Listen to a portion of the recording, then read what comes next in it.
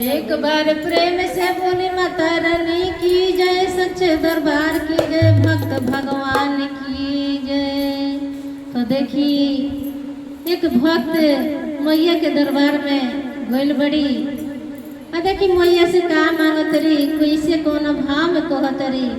तो ये वीडियो के आप लोग शुरू से अंत तक देखो तो भी अच्छा लगे। दीदी एक बार प्रेम से बोली सच्चे दरबार की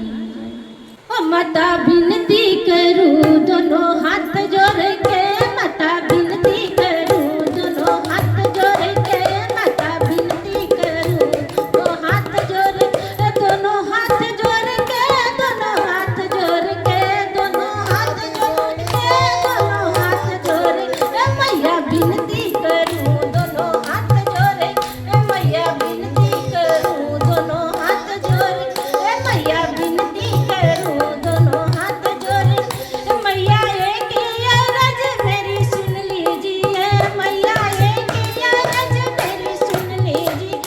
मैया एक अरज मेरी सुन लीजिए,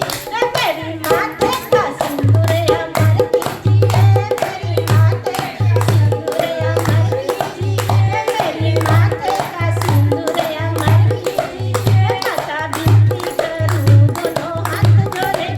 मैया विनती करूं दोनों हाथ जोड़े, दोनों हाथ जोड़ के, दोनों हाथ जोड़ के, दोनों हाथ जोड़ के,